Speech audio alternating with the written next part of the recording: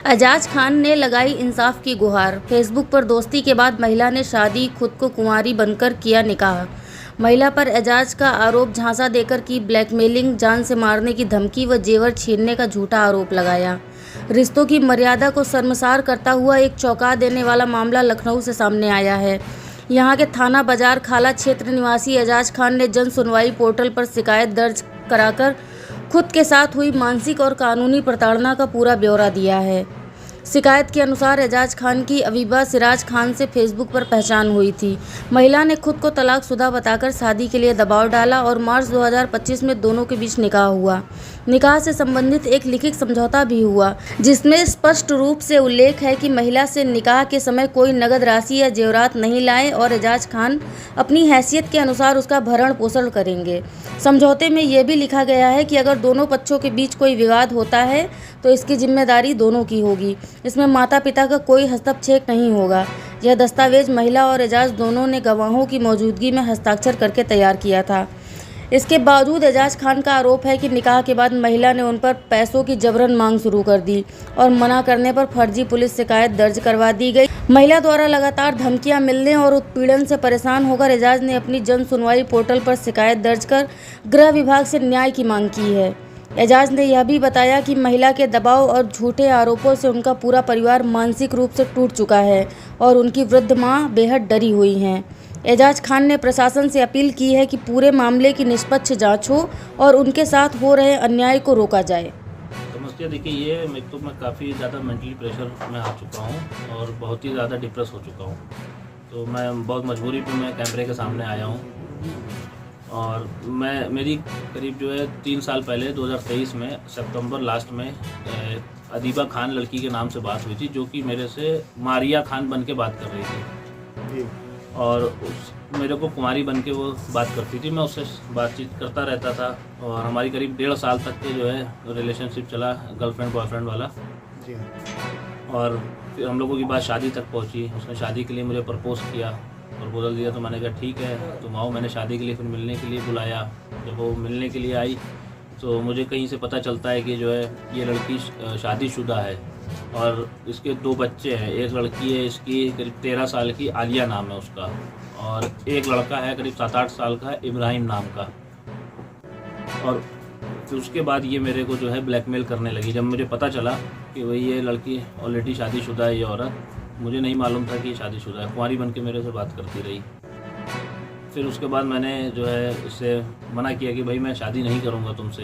तो इसने मेरे को झूठे बलात्कार के मुकदमे में जो है मेरे खिलाफ़ जो है बाजार खाला थाने में इसने एप्लीकेशन भी दी है कि मेरे साथ बलात्कार किया है। और फिर पुलिस के थ्रू मेरे ऊपर दबाव बनवाया कि भाई शादी करो। तो फिर मैंने शादी के लिए हाँ कर दी और शादी के लिए जब हाँ कर दी तो हमारे बीच में एक सुलह समझौता भी हुआ था छोटा सा। और उसमें लिखा गया था कि भाई ये कुंवारी बन करके इन्होंने ये चीज़ एक्सेप्ट करी कि इन्होंने जो है कुंवारी बन के मेरे से बात करी है। और इन्होंने फिर अपने हस्बैंड से जाके तलाक लिया, तलाक खुला लेके आई जाके 26 मार्च 2025 को। और उसके हिसाब से हमारे मुस्लिम समाज में जो है इद्दत पूरी की जाती है लड़की की, और इद्दत थी 60 दिन की, जो कि हमें नदवे से हमने फतवा निकलवाया। वो फतवा हमारे पास है, मैं कॉपी उसकी दे दूंगा आपको। और उस हिसाब से हमारी जो इद्दत पूरी हो रही थी सुलह समझौते में जो लिखा गया था कि भाई 28 अप्रैल को इद्दत पूरी होगी, उसके 15 दिन बाद निकाह होगा। लेकिन इस महिला ने मेरे को इतना दबाव दिया, इतना मानसिक पीड़ित किया और 9 अप्रैल को मेरे से जो है जबरन निकाह कराया। और इतना दबाव मेरे को दिया, मैं मानसिक तौर पे इतना ज़्यादा डिस्टर्ब हो चुका हूँ, ना मेरे से काम हो रहा है, कुछ नहीं हो रहा है। और इसने जो है मेरे को परेशान करके रख दिया है। और निकाह होने के तुरंत बाद ही मेरे से जो है पैसों की डिमांड करने लगी कि मुझे पैसे दो, और जो है वरना तो ऐसा कर देंगे। और मेरा काम भी बाहर का रहता है तो मुझे बाहर भी जाना पड़ता है। तो जैसे ही मैं घर से बाहर निकलता हूँ, लखनऊ क्रॉस करता हूँ, तो ये 112 डायल करती है, वहाँ पे बोलती है मेरी जान को खतरा है। इस तरीके से मेरे को ब्लैकमेल कर रही है और मेरे घर पे आके बैठ जाती है। हमारे घर वालों से बदतमीजी कर रही है। हमारे घर की इतनी बेइज्जती हो चुकी है, उस कारण मैं तो कहीं का नहीं रहा है, ताकि मेरे पापा ने हमें जो है बेदखल कर दिया है। और उसके बाद मुझे पता चलता है कि पुलिस भी मेरे पापा को जो है दबाव बना रही है कि जो है अपने लड़के को बुलाओ।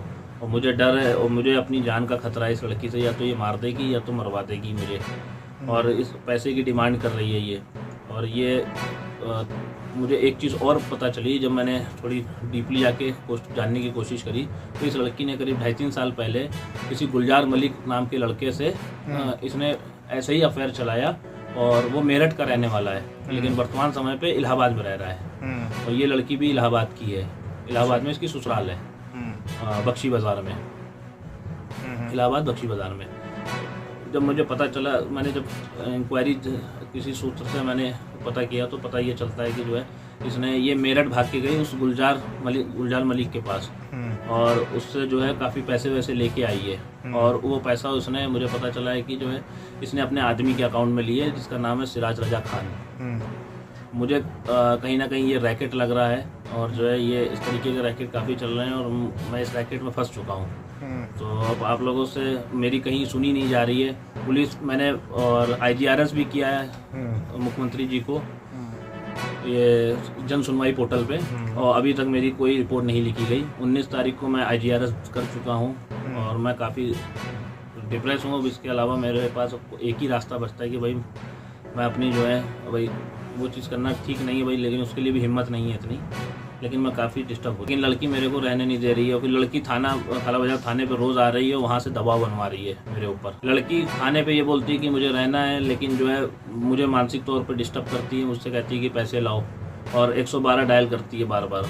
और मुझे जहाँ तक के खबर है कि ये लड़की जो है कोई अन्य एक छोटा मोबाइल भी रखे हुए अपने पास, उससे ये बात करती है। और अपने हस्बैंड से भी ये बात कर रही है अभी भी कंटिन्यूसली। अगर इसकी निस्बत जांच की जाए तो सामने सारा खुलासा हो पाएगा इस रैकेट का।